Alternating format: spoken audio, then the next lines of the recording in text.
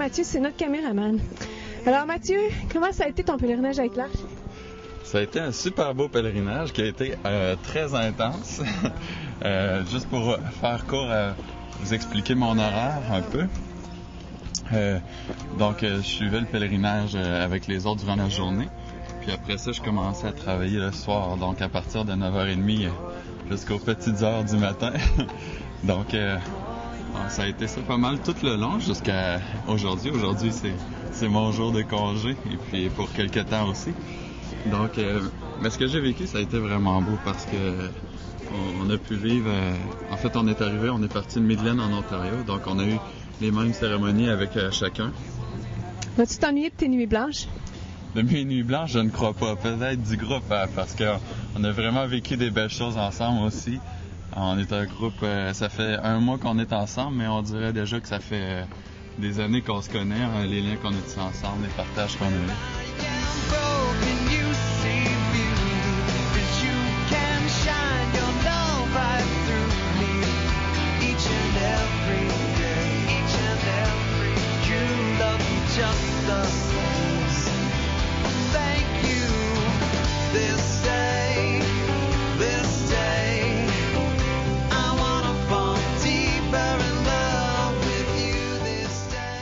Dis-moi donc, Norman, comment ça c'est arrivé, ça, que tu deviennes notre chauffeur pour l'Arche de la Nouvelle Alliance pendant un petit peu plus qu'une semaine?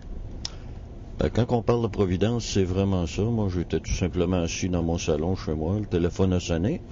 Un copain qui travaille au diocèse, qui m'a demandé si j'étais disponible pour le pèlerinage. J'ai dit oui parce que, disons que j'ai vécu des choses assez dures depuis 1 an.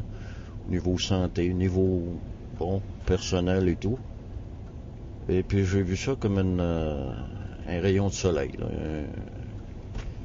Un petit clin d'œil du Seigneur. Tu t'es reviré de bord vite? Je me suis reviré de bord. La chose qui m'a le plus surpris, c'est qu'à chaque fois que je faisais quelque chose, puis qu'on me disait merci, moi, j'avais juste envie de dire merci.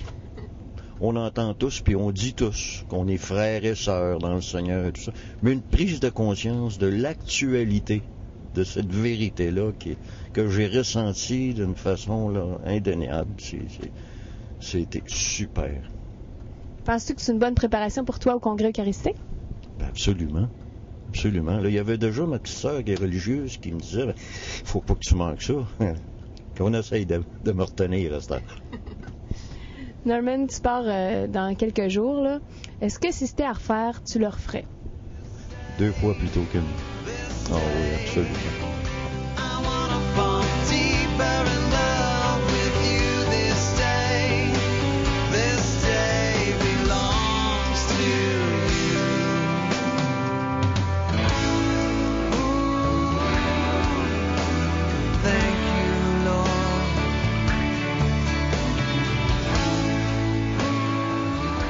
Vous venez de nous rejoindre là, à la rue Sherbrooke.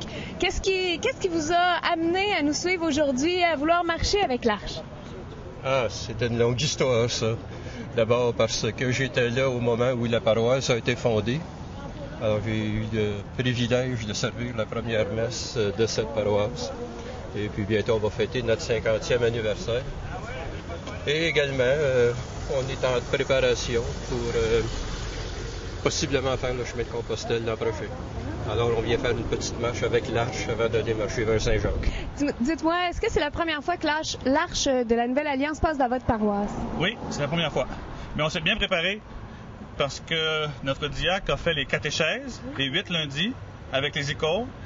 Et si on avait le temps, on ouvrirait l'église. Et si ça vaut la peine d'avoir ça, toutes les icônes de l'Arche sont mises, toutes laminées, les 8 sur un mur. Ensuite, il a fait des petites images de chacune des icônes que les gens peuvent prendre avec une prière qui regarde l'Eucharistie en dos. Alors, tous les dimanches après la communion, on chante « Don de Dieu ». Alors, quand on a dit peut-être que le Seigneur nous récompense de ce qu'on a fait pour l'Arche. C'est une bonne idée. J'ai besoin de ficelle. J'ai besoin de liberté, pour voler, pour être en équilibre. J'ai besoin je suis un manuel, puis j'agis avec l'équilibre du temps. Chaque jour, je découvre que quand que je marche avec sa confiance, c'est bien plus facile. This day